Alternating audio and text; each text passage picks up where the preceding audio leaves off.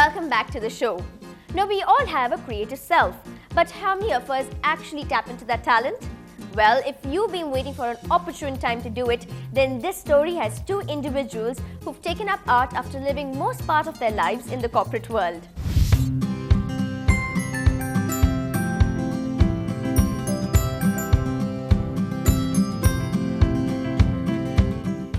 Making art more artistic is the Apparao Gallery, which is hosting its September season of unique artworks. Owner and curator of the gallery, Sharon Apparao, believes that art is an expression of the self, and the two artists in the spotlight this season do justice to that. Kumar, Kanti is a young artist. Not so young because he's had a history of design behind him. He's an NID student and he's worked with the idea of the inner body and the ribs and the skeletal structure and how the fragility of life is related in the bone structure. And he's done these most exquisite watercolors.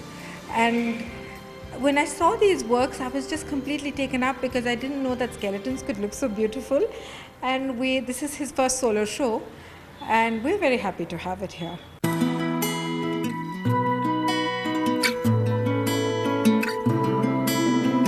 Mechanical engineer turned artist Kumar Kanti Sen has turned art inside out, exploring the self through a series of work created with ribs as a subject.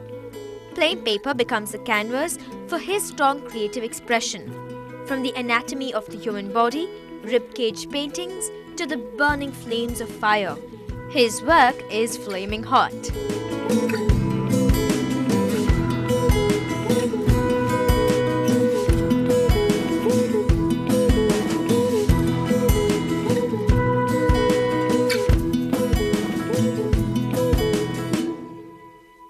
This show called Creation, Annihilation and Eternity in Between. I had actually depicted all the creation and annihilation basically based on the Big Bang Theory and the death of a human being, the fireworks. It is actually represented through the digital imagery work.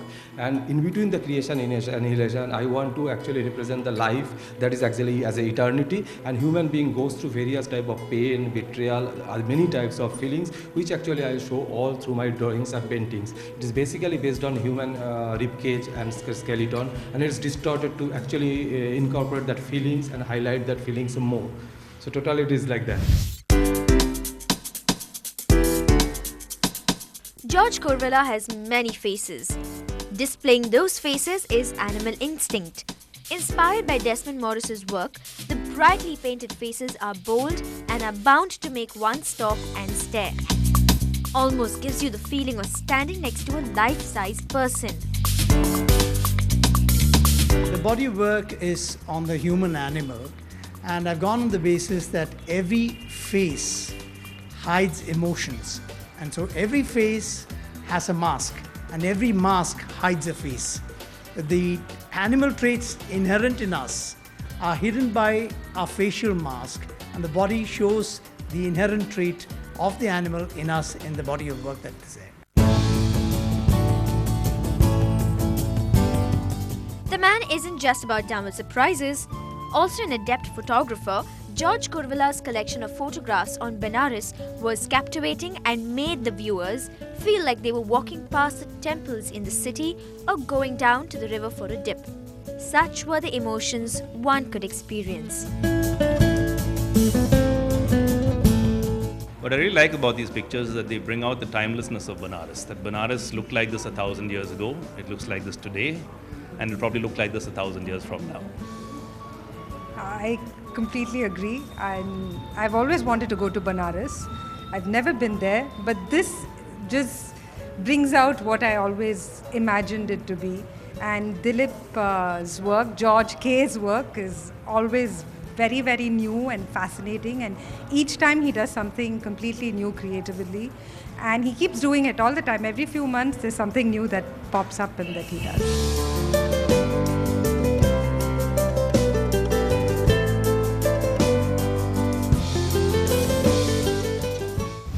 Art has always been a personal expression and somewhere reflects hidden memories and influences.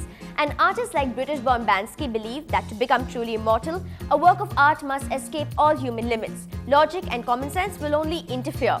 But once these barriers are broken, it will enter the realms of childhood visions and dreams. And in other words, it just means stop waiting and seize the day. Now, seizing the day or seizing the original, many filmmakers have created and recreated many famous stories. But how much are people willing to pay to watch these remade films? To find out, I went over to 10 Downing Street.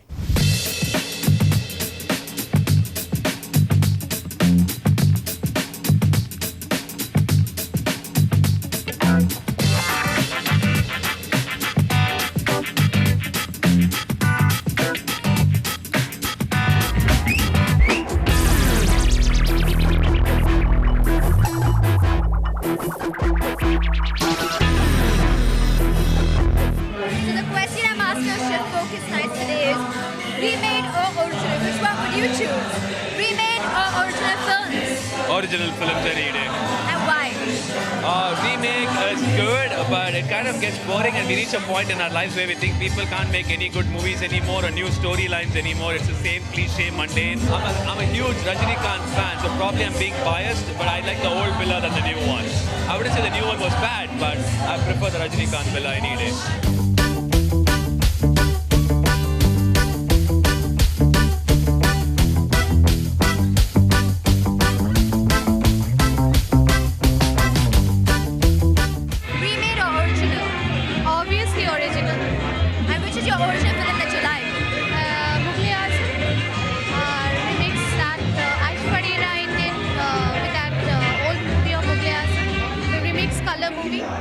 I don't like that.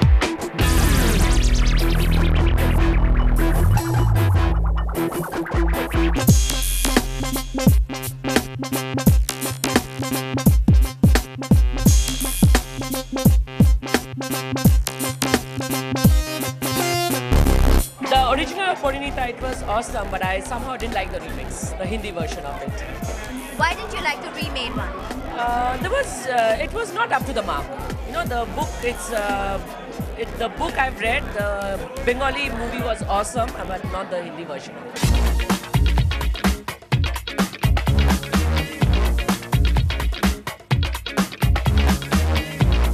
Just because it's a time of substance and substance speaks for itself, so I prefer original movie. Which is your favorite original movie? Original movie, I'll rather prefer Umrao Jan. We live in a world of remakes. Honestly, look around you and you'll see very little originality. One other place you can find originality is Shift Focus. So until next week, remember, don't follow the crowd, but create your own path. And remember, watch the show same time, same place next week. Send in your views and comments to feedback@ndtv-hindu.com. Until then, goodbye.